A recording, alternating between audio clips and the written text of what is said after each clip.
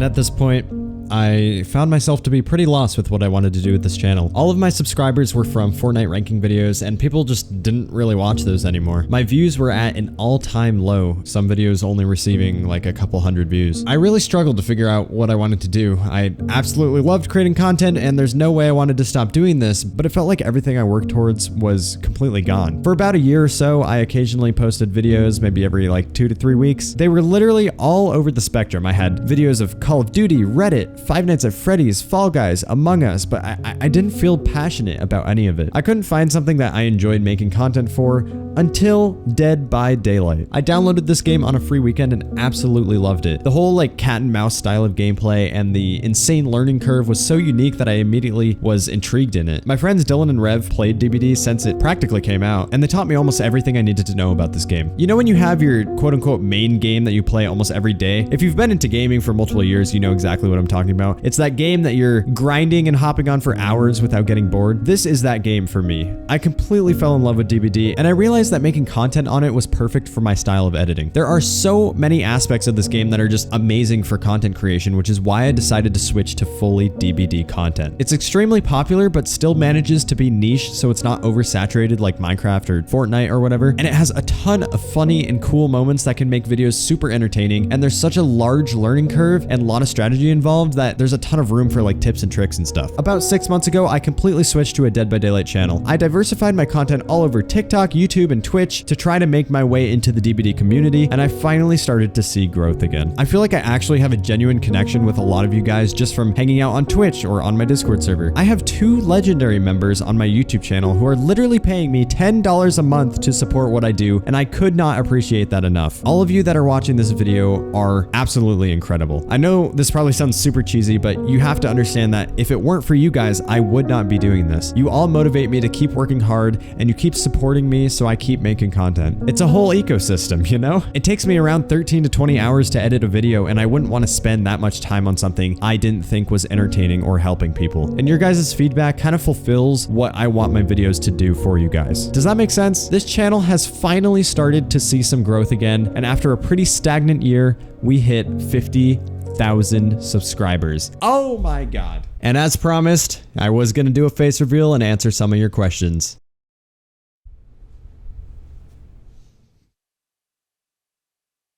Hello. This is probably very weird for the both of us. I know it's weird for me because I'm, now showing my face to all you lovely people, but I bet it's extremely weird for you guys because, you've associated my voice with a certain face in your head, and I probably don't look anything like what you expected me to. But yes, this is me. Hi, I am Goose Man. This is I. I don't know if I'm gonna be using a face cam in a lot of videos. I probably will for my streams, but maybe not for most videos unless it's like a ranking or a top 5 or something. But with that being said, let's get right into the Q&A questions. The first one is, what hobbies do you enjoy other than playing video games? I actually am really into film and filmmaking. I'm sure you can kind of tell with my content creation, I kind of like to give it more of a filmmaking aspect or a filmmaking vibe, if that makes sense. But I really enjoy creating a story and making it come to life. I find it really satisfying to like pull off something that you wouldn't think is possible and to make something out of nothing. It's really hard to explain. And I also used to do parkour as a sport. If you don't know what that is, it's basically a European sport where you do like free running and tricks and flips off walls, and you're basically getting from point A to point B over things and through things and under things, stuff like that. Okay, the next question is, when did you start YouTube and what made you keep up the grind all the times you got hate or just people that dislike the content that was being put out? What kept you going on? It's actually just something you kind of realize as you're on the internet for a while, is there are people who are gonna hate you no matter what you do. People can put on this facade because, they're anonymous and they can do kind of whatever they want because it doesn't really affect them. So they can be racist, they can be homophobic. Like I said, Happy Pride Day on a community post, and there were people putting barf emojis and stuff like that, which you would never do in real life. And if you do, you're a terrible person. People are gonna hate, just to stir up whatever anger that's inside of you. They'll just hate, just to hate. That's something I realized very early on. So honestly, I can just completely ignore them. And to be fair, most of my comments are actually very supportive, and a minority of them are hate comments. And honestly, the community interaction is what I enjoy about the most. I love talking to you guys and answering any questions you have, which is why I try very hard to read every single comment, look at every single comment, talk to you guys on Discord, stuff like that. Why does everyone in your Discord hate you?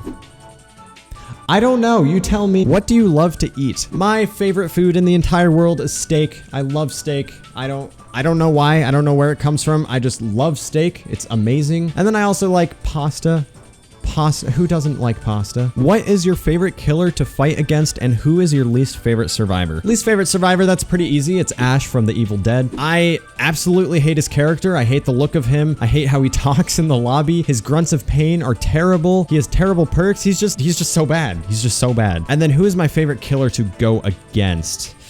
That is a really hard one because obviously, as anyone would, you like to go against really weak killers. I'm looking at the list of killers right now, and I kind of find Ghostface and Hillbilly to be the most fun ones because they both have a lot of counterplay by both sides, and both the killer and the survivor have different things that they can do to outplay each other. Ghostface mostly because he's just a regular M1 killer, so he has to chase, and chasing is obviously the best part about this game. What is my sexuality? I am heterosexual. I am in a very serious relationship with a woman. Do you have any other main games you play at the moment? No, not really. I've been trying to become more well-rounded in like the classic games. So right now, my friends and I are playing Resident Evil games. I really want to play the old Silent Hill games. I've been trying to play a bunch of story games. We played What Remains of Edith Finch. We played Tell Me Why. All sorts of stuff like that, just to try to get a more diversified portfolio, I guess you would say, of games I've played. But other than that, no. Dead by Daylight's mostly my main game. If you could have a cup of coffee with 3 killers and they won't hurt you and actually enjoy your company, which 3 killers would you choose? Amazing question. I'm gonna pull up the list of killers again. I would probably go with Huntress, Myers, and Trickster. I think those are generally the most normal killers. Probably. I don't know. I don't like coffee. If you could change anything about DBD, what would it be? And I love your videos, by the way. Thank you. Something I would change that's in the game now. Breakable walls. I hate breakable walls. But other than that, something I don't want them to change that I know they are going to change is implementing skill-based matchmaking, aka the MMR system. That is going to ruin Dead by Daylight. It is a business tactic to get newer players hooked onto the game to make more money for the business at the expense of the player base. So there's no reason to get skilled at the game because you're just going to be punished for it. And you're not going to be able to use fun builds like head-on or go for flashlight saves or any of that because every game is going to be absolutely the same and it's going to be so boring. And Behavior, if you're watching this, you're not watching this, but metaphorically, if you are, do not add this, please. It's gonna completely ruin the game and it's gonna be an awful experience. What's your favorite Dead by Daylight survivor and killer? Well, survivor, it's Nia, as you can see by probably all of my videos. And killer, I gotta go with Blight. I think Blight is the most fun killer because he's so fast paced. He's extremely fun. He's pretty powerful, to be honest. And he actually has counterplay, so it doesn't feel like you're getting cheesed out of your hits, you know? What is the success to YouTube? Also, I need advice to playing DVD PC. I've never played with keyboard and mouse. My advice for you is hold control pretty much the entire game. What is the success to YouTube? There is no definitive answer for that. And obviously I am still trying to figure out, after 5 years of doing YouTube, what works and what doesn't. What I've found to be the most important things are A, don't just post to YouTube, diversify your content over various platforms. A lot of my viewers are actually from TikTok because TikTok has such an amazing algorithm for getting yourself out there. Second thing, consistency. Consistency is absolutely key. Other than that, it's honestly just accepting that you're gonna make mistakes and you're gonna fail. It's guaranteed.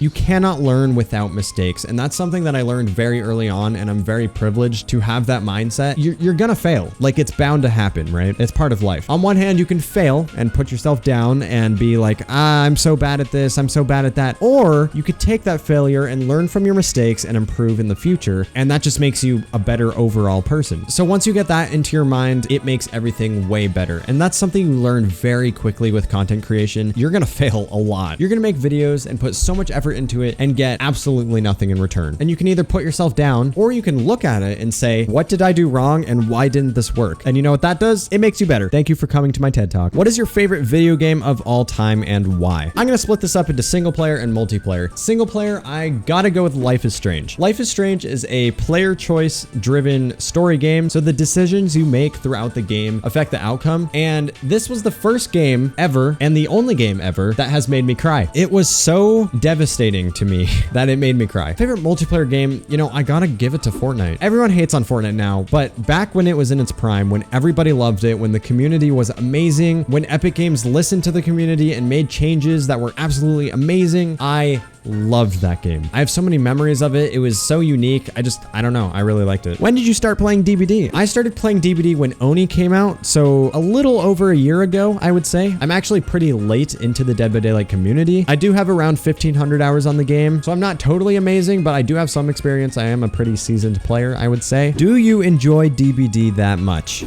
Yes. The game is quite frustrating at some times, but I still enjoy it after 1,500 hours of playing this game. I think I have the most hours on this game than any game ever. I think purely because there's so much satisfaction that you get per chase. Like literally every single game, you get 30 moments of satisfaction. If you're in a chase, every time you make the correct move, satisfying. If you get a flashlight save, satisfying. If you get a pallet save, satisfying. If you escape, satisfying. If you find the hatch in some like super obscure clutch moment, so satisfying. I think that's what really keeps driving me back to this game. Although behavior doesn't really listen to the community all that much, I feel like the game's in a very good state right now, which is probably a controversial opinion. Once they fix keys and they add a little bit of counterplay to Spirit, then I feel like the game's gonna be in a very, very good spot. That is gonna wrap it up for today's video. If you did enjoy it, feel free to drop a like and subscribe if you're new. Try not to be too mean in the comments. Thank you, I appreciate it. But yeah, I think I'm gonna use a face cam on the stream on Saturday. So feel free to stop by twitch.tv/Kyto_Twitch. And yeah, I'll see you all in the next one. Peace.